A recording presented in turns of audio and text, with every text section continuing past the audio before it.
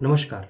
आज हम बात करने वाले हैं एक ऐसे साइलेंट रिवॉल्यूशन की जिसने देश के कोने कोने में इलेक्ट्रिसिटी सिस्टम को बदल के रख दिया है। बिजली का इस्तेमाल तो हम सभी करते हैं। स्विच ऑन किया और फैन चालू हो गया, प्लग लगाया और चार्जर ऑन हो गया। लेकिन कभी ये सोचा है कि ये पावर कहाँ से आती है? आइए देखते हैं। बिजली का सफ़र उसके जनरेशन से शुरू होता है। Thermal plants, hydro stations, wind farms और सोलर पार्क्स में बिजली बनाई जाती है। फिर ये ultra high voltage transmission lines के जरिए लॉन्ग डिस्टेंस तक भेजी जाती हैं। वहां से ये रीजनल ग्रिड्स में जाके लोकल डिस्ट्रीब्यूशन कंपनीज, जिन्हें हम डिस्कॉम्स भी कहते हैं, उनके जरिए ट्रांसफार्मर के थ्रू लो वोल्टेज में कन्वर्ट होती हैं और उसके बाद ये पावर पहुंचती है आपके घरों के मीटर्स तक। ये मीटर वो डिजिटल गेटकीपर है जो यह बताता है कि आपने एनर्जी कितनी यूज करी है, कब यूज करी है और कितने दाम की यूज करी है, और इन सब चीजों का वो रिकॉर्ड रियल टाइम में रखता है। पहले एक मैनुअल मीटर हुआ करता था। बिजली विभाग से एक आदमी आता था जो मीटर की रीडिंग्स को देखकर एक एस्टिमेटेड बिल बनाता था।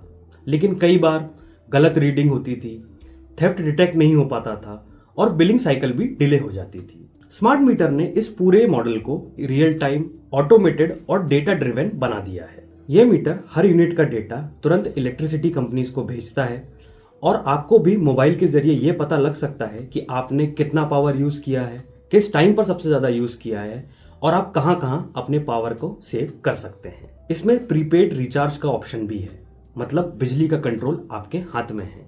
जैसे आप अपना मोबाइल रिचार्ज करते हैं वैसे ही आप अपनी बिजली भी रिचार्ज कर सकते हैं। तो ये तो हुई टेक्नोलॉजी की बात, लेकिन अब चलते हैं थोड़ा पीछे, जानते हैं ये सफर कैसे शुरू हुआ। 1980 के दशक में इंडिया ने पहली बार इलेक्ट्रॉनिक मीटर्स को अडॉप्ट किया। उस वक्त भी डेटा रीडिंग होती थी, लेकिन तब आईटी पार्क्स और सेक्टर्स नहीं थे उस डेटा को एफिशिएंटली यूज करने के लिए। 2013 के बाद बिहार जैसे कुछ राज्यों ने प्रीपेड मीटर्स लगाना शुरू किया, जहां बिलिंग और रेवेन्यू कलेक्शन में दिक्कत थी। 2017 में smart meter national programme launch हुआ, जहां EESL ने पहला पुश दिया। लेकिन रियल मोमेंटम मिला 2021 के बाद, जब गवर्नमेंट ने revamped distribution sector scheme RDSS को लॉन्च किया। RDSS का टारगेट था कि 2027 तक पूरे देश में 25 करोड़ से भी ज्यादा स्मार्ट मीटर्स लगाए जाएं। 2020 में रोजाना 10,000 मीटर्स लग रहे थे। 2023 में यह नंबर 35,000 तक गया और 2025 में तो हर दिन 1 लाख से भी ज्यादा स्मार्ट मीटर्स इंस्टॉल हो रहे हैं। और कुछ राज्यों ने तो इस मिशन में सबसे आगे निकलकर एक मिसाल बनाई है। 2025 के फिगर्स के हिसाब से बिहार में सबसे ज्यादा मीटर्स लग चुके हैं। यहाँ पे मीटर्स की संख्या करीबन 70 लाख के आसपास पहुंच चुकी है। वहीं दूसरी तरफ असम में भी इस मिशन ने स्ट्रॉन्ग प्रोग्रेस दिखाई है, जहां करीबन 39 लाख स्मार्ट मीटर्स लगाए गए हैं।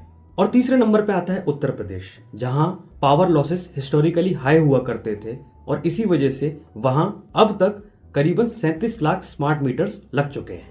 ये तीनों स्टेट्स इंडिया के स्मार्ट मीटर रिवॉल्यूशन के 3 फ्रंट रनर्स हैं। लेकिन हर ट्रांजिशंस के साथ कुछ चैलेंजेस भी होते हैं और इसके कुछ अपने कंसर्न्स भी हैं। कई कंज्यूमर्स को लगता है कि स्मार्ट मीटर लगाने के बाद उनका बिल ज्यादा आ रहा है। कई लोगों को प्रीपेड मॉडल समझने में दिक्कत आ रही है और कुछ डिस्कॉम एम्प्लॉइज को तो ये तक लगता है कि ये मीटर लगाने से उनकी नौकरियां चली जाएगी। अपोजिशन पार्टीज भी इस इनिशिएटिव पर काफी सवाल उठा रहे हैं। उनका कहना है कि ये प्रोजेक्ट कॉमन लोगों पर एक्स्ट्रा बर्डन बन रहा है और ये पूरा मॉडल प्राइवेटाइजेशन के फेवर में जा रहा है।